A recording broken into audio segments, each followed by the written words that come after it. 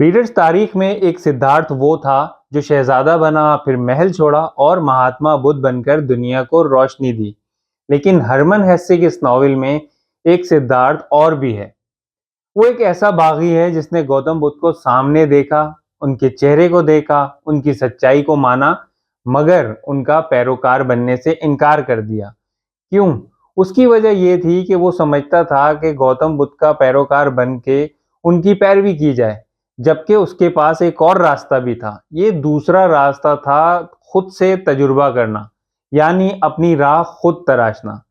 आज की वीडियो में हम इसी दूसरे सिद्धार्थ की कहानी सुनाएंगे, जो खुदा को पाने के लिए अपना घर बार छोड़कर निकल पड़ा था। ये कहानी शुरू होती है कदीम हिंदुस्तान में।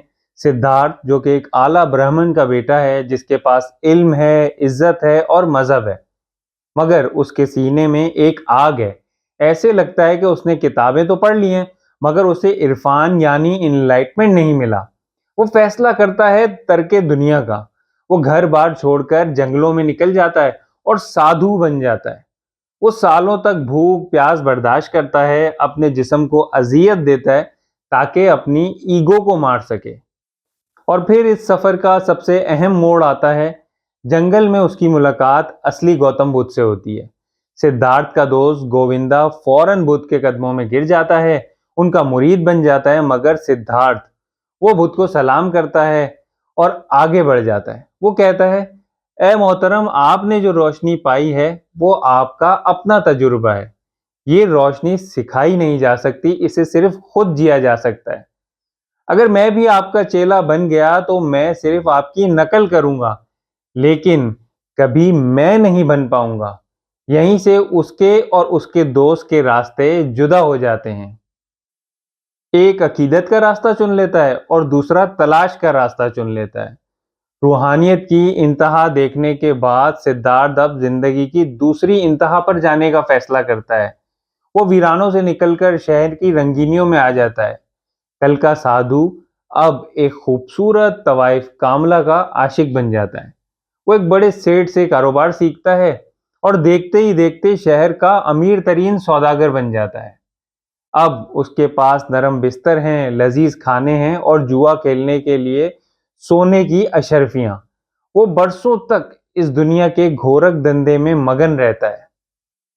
सिद्धार्थ वो सब कुछ हासिल कर लेता है जिसके लिए एक आम इंसान तरसता है, लेकिन फिर भी वही होता है जो होना होता है, यानी दौलत का नशा उतरने लगता है। उसे महसूस होता है कि जैसे जंगल की भूख ने उसे कुछ नहीं दिया था, वैसे ही शहर की दौलत ने भी उसकी रूह को बंजर कर दिया। वो सोने के पिंजरे में कैद एक ऐसा परिंदा था जिसके पर काट दिए गए हों।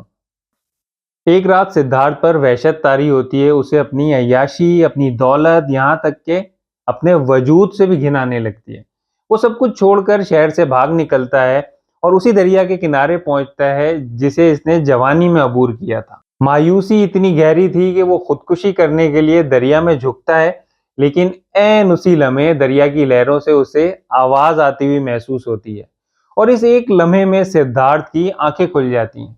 उसे अपनी बेवकूफ़ी पर हंसी आती है। उसे समझ आता है कि उसने जिंदगी को दो अलग अलग खानों में बांट रखा था, या तो साधु बन जाओ या फिर ऐश की जिंदगी गुजारो, जबकि जिंदगी इन दोनों के दरमियान बहने वाला एक बहाव है। सिद्धार्थ वहीं रुक जाता है और दरिया के बूढ़े मल्ला वासुदेवा के साथ रहने लगता है।